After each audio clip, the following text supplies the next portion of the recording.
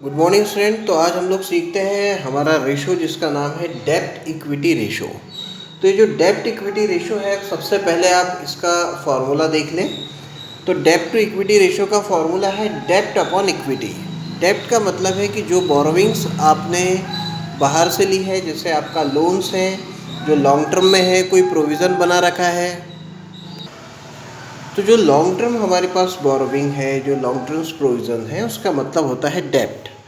Equity का मतलब है जो शेयर होल्डर का फंड है, यानी जो शेयर होल्डर्स के हिस्से के पैसे हैं। जैसे यहाँ शेयर कैपिटल है, रिजर्व एंड सरप्लस है, तो ये हमारे लिए कहलाता है इक्विटी। टोटल डेप्ट का मतलब होता है long term borrowing plus current liability. तो टोटल डेप्ट का मतलब यहाँ क्या हुआ कि जो लॉन्ग टर्म बोरोविंग है वो, और साथ में जो करेंट लाइबिलिटीज़ हैं वो।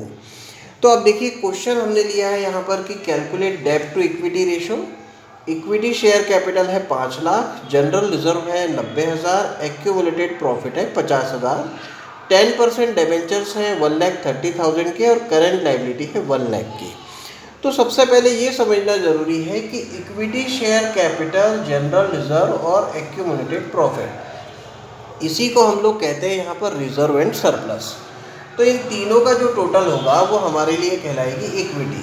तो ये तीन चीज़ों से क्या निकल कर आ जाएगी, इक्विटी आ जाएगी। डेब्ट का मतलब है लॉन्ग टर्म लाइबिलिटी। तो देखिए, करेंट लाइबिलिटी जो है वो तो करेंट है, लॉन्ग टर्म तो है नहीं, तो ये तो आएगा नहीं। डेब्ट के लिए हम इस्तेमाल किसका करेंगे, 10% डिबेंचर्स का।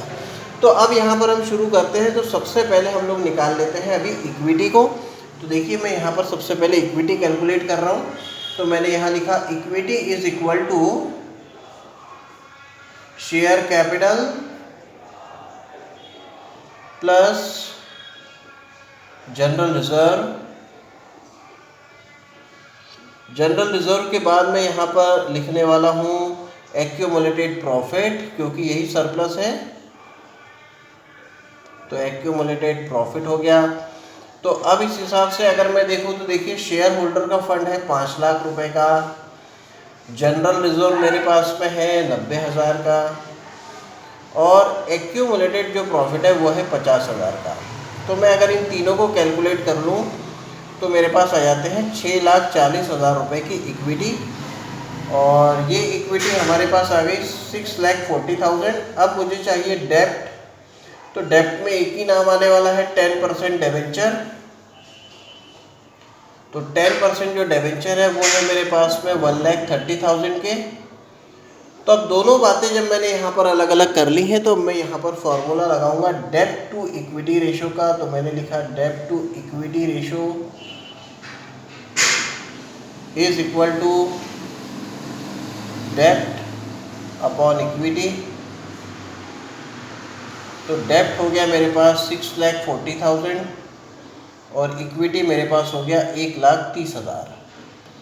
तो अब यहाँ पर हमें क्या करना है, तो सबसे पहला काम आपको जो यहाँ पर करना पड़ेगा वो ये करना है कि आपको डिवाइड करना पड़ेगा, और आपको 6,40,000 को डिवाइड करना पड़ेगा 1,30,000 से। तो जो आता है 4.92। तो यहाँ पर हम लिखेंगे 4.92 टाइम्स, क्योंकि यहाँ इंटू 100 नहीं है, इसलिए ये आंसर हमारा टाइम्स में आएगा, या फिर ये हमारे पास रेशो में आएगा, जिसको हम लिख सकते हैं 4.92 रेशो 1। तो अभी हमने ये पहला क्वेश्चन जो है हमारे डेब्ट टू इक्विटी रेशो का समझ लिया है। अब हम नेक्स्ट क्वेश्चन को समझते हैं कि वो हमारे पास में किस तरीके का है। तो स्टूडेंट्स, अब हम यहाँ पर हमारा नेक्स्ट क्वेश्चन ले रहे हैं। देखिए, यहाँ लिखा है कैलकुलेट डेब्ट to equity ratio. Total asset आपको दी है 2,60,000, टोटल डेब्ट आपको दिए हुए हैं 1,80,000, करेंट लाइबिलिटीज़ है 20,000। देखिए, जब ऐसा क्वेश्चन आ जाए तो एक बात समझिए कि टोटल डेब्ट और करेंट लाइबिलिटी, तो टोटल डेब्ट और करेंट लाइबिलिटी, तो ये फॉर्मूला है टोटल डेब्ट का, long term borrowing plus current liability. अगर मैं टोटल डेब्ट में से करेंट लाइबिलिटी को माइनस कर दूं तो मेरे पास में यहाँ पर बचता है long term borrowing. Long term borrowing का ही मतलब क्या होता है, डेब्ट।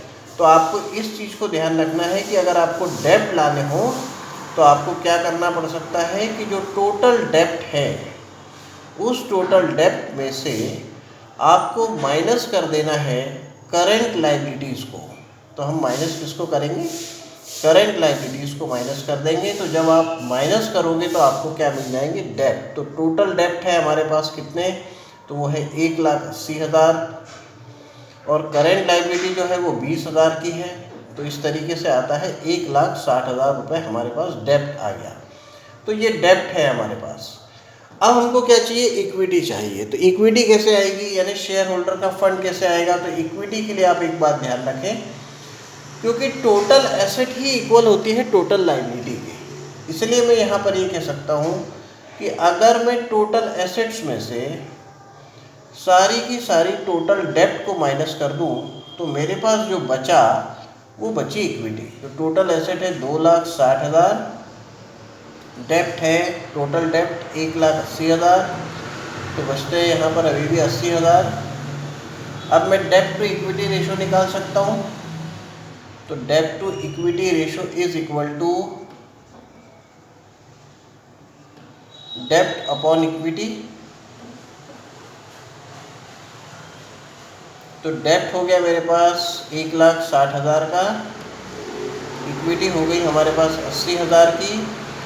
तो 2 टाइम्स, या फिर हम कह सकते हैं 2:1, ये हमारा आंसर है। तो आपको बेसिकली इस क्वेश्चन में ये सीखने को मिला कि इक्विटी लाना है तो टोटल में से टोटल डेप्ट को आपको माइनस कर देना है। तो अगर आप टोटल एसेट में से टोटल डेप्ट को माइनस करेंगे तो इक्विटी आ जाएगा, और फिर जब इक्विटी आ जाएगा तो आप फॉर्मूले में उसको आसानी से रख सकते हैं। तो अब समझते हैं हमारा अगला क्वेश्चन।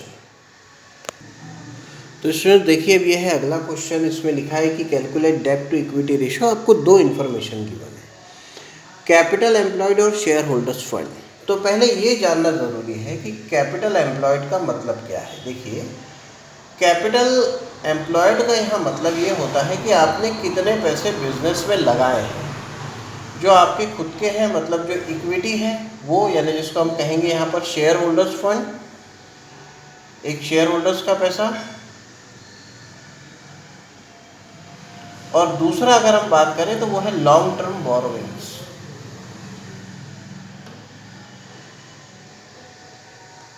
तो शेयर होल्डर्स फंड और लॉन्ग टर्म बोरोविंग अगर हम यहाँ लेते हैं तो ये हमारे लिए कहलाता है कैपिटल एम्प्लॉयड।